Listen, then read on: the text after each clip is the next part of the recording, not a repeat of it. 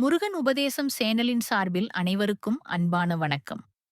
நமது சேனலில் தொடர்ந்து வரும் முருக பக்தி உபதேசங்கள் மூலம் முருகப்பெருமானின் அருளைப் பெறுவதற்கான பல்வேறு வழிகளை பகிர்ந்து வருகிறோம்.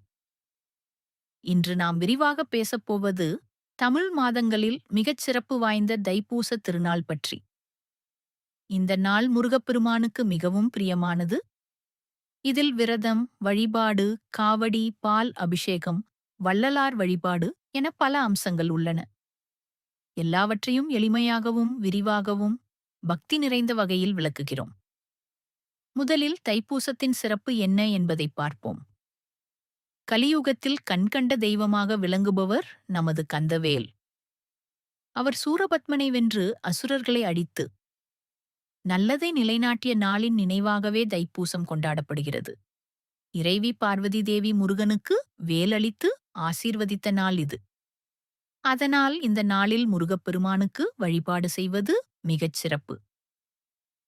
வினையும் வரும் வினையும் கந்தன் என்று கலங்கி நிற்குமே என்று பெரியோர்கள் சொன்னது போல வினைகளை நீக்கி வெற்றியைத் தரும் வழிபாடு இது.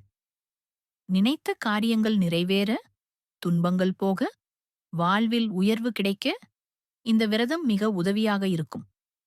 தைப்பூச விரதத்தின் வகைகள் மற்றும் முறைகள். தைப்பூச விரதம் அனைவருக்கும் ஏற்றது. ஆனால் எப்படி இருப்பது என்பது உங்கள் வசதி, வேண்டுதல், உடல்நிலை ஆகியவற்றைப் பொறுத்தது.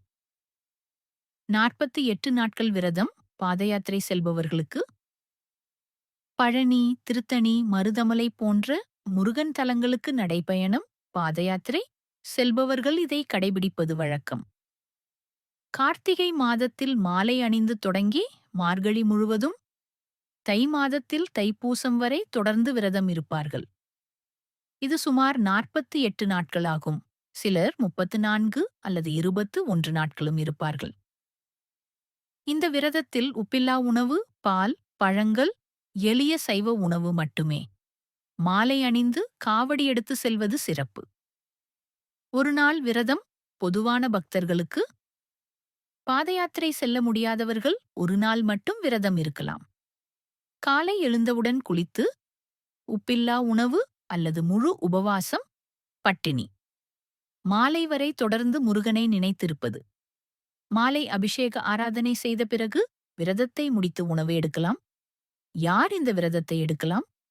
முருகன் மீது பக்தியுள்ள அனைவரும் எடுக்கலாம். குறிப்பாக குழந்தை பாக்கியமில்லாதவர்கள், திருமணம் தடைபடுபவர்கள், நோய் நீக்கம் வேண்டுபவர்கள், வியாபாரத்தில் வெற்றி, வேலை உயர்வு, பகை நீக்கம், நினைத்த காரிய சாதனை வேண்டுபவர்கள். ஆனால் கர்ப்பிணிகள், பாலூட்டும் தாய்மார்கள் விரதம் இருக்க வேண்டாம். உணவு எடுத்து வழிபடலாம். ஏனெனில் அவர்களை நம்பி ஒரு உயிர் இருக்கிறது.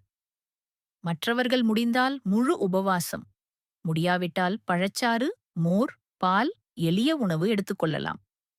வழிபாடு முறைகள். வீட்டிலும் கோயிலிலும் தைப்பூசத்தில் மிக முக்கியமானது பால் அபிஷேகம். கோயிலில் பக்கத்திலுள்ள முருகன் கோயிலுக்கு சென்று காவடி எடுத்து பால் குடம் சுமந்து செல்லலாம். பால் அபிஷேகம் செய்து வழிபடலாம். வீட்டில் முருகன் சிலை அல்லது படத்துக்கு பால் அபிஷேகம் செய்யலாம். சிவப்பு நிற மலர்கள், ரோஜா, செவ்வந்தி, தாமரை சாத்துவது சிறப்பு. ஏனெனில் செவ்வாய்க்கிழமை வரும் ஆண்டுகளில் இது மிக விசேஷம்.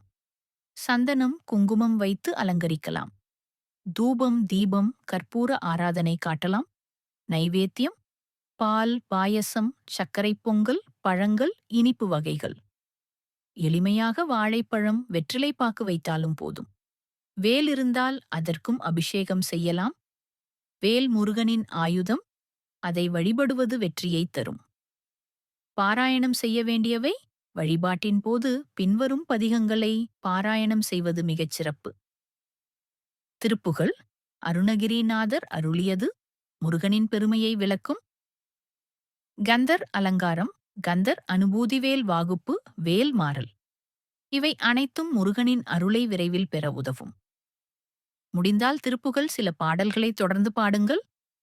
வள்ளலார் வழிபாடு. மதிய நேரத்தில் தைப்பூசம் வெறும் முருக வழிபாடு மட்டுமல்ல, வள்ளலார் ராமலிங்க அடிகளார் ஜோதி தரிசனம் அளித்த நாளும் கூட.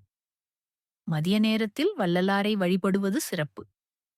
நைவேத்தியம் தயிர் சாதம் அல்லது அப்பம் வள்ளலாருக்கு மிகவும் பிடித்தவை.